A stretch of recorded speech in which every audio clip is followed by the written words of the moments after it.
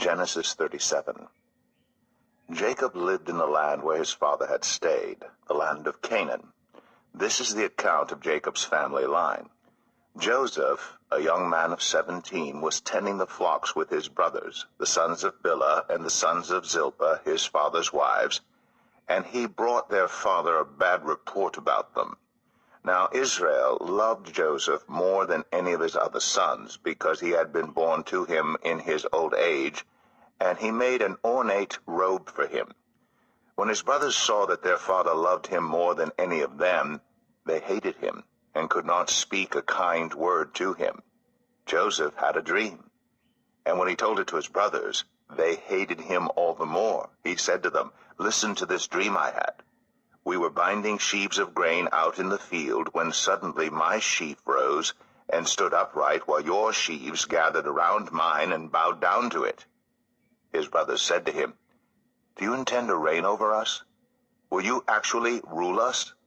And they hated him all the more because of his dream and what he had said.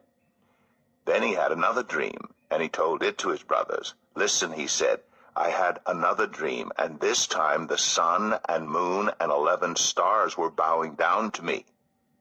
When he told his father as well as his brothers, his father rebuked him and said, "What is this dream you had? Will your mother and I and your brothers actually come and bow down to the ground before you?" His brothers were jealous of him, but his father kept the matter in mind.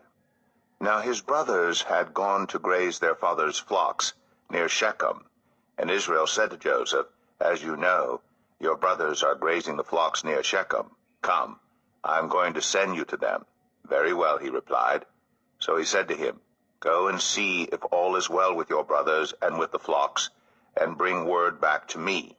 Then he sent him off from the valley of Hebron. When Joseph arrived at Shechem, a man found him wandering around in the fields and asked him, "What are you looking for?" He replied, "I'm looking for my brothers. Can you tell me where they are grazing their flocks?"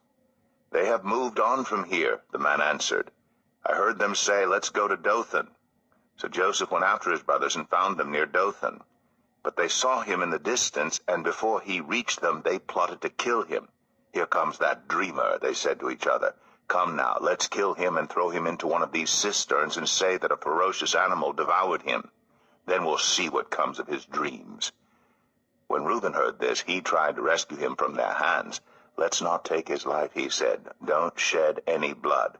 Throw him into this cistern here in the wilderness, but don't lay a hand on him." Reuben said this to rescue him from them and take him back to his father. So when Joseph came to his brothers, they stripped him of his robe, the ornate robe he was wearing, and they took him and threw him into the cistern. The cistern was empty. There was no water in it. As they sat down to eat their meal, they looked up and saw a caravan of Ishmaelites coming from Gilead. Their camels were loaded with spices, balm, and myrrh, and they were on their way to take them down to Egypt. Judah said to his brothers, "What will we gain if we kill our brother and cover up his blood? Come, let's sell him to the Ishmaelites, and not lay our hands on him. After all, he is our brother, our own flesh and blood." His brothers agreed. So when the Midianite merchants came by, his brothers pulled Joseph up out of the cistern and sold him for 20 shekels of silver to the Ishmaelites, who took him to Egypt. When Reuben returned to the cistern and saw that Joseph was not there, he tore his clothes. He went back to his brothers and said, "The boy isn't there. Where can I turn now?" Then they got Joseph's robe, slaughtered a goat, and dipped the robe in the blood. They took the ornate robe back to their father and said, "We found this. Examine it to see whether it is your son's robe." He recognized it and said, "It is my son's robe. Some ferocious animal has devoured him. Joseph has surely been torn to pieces."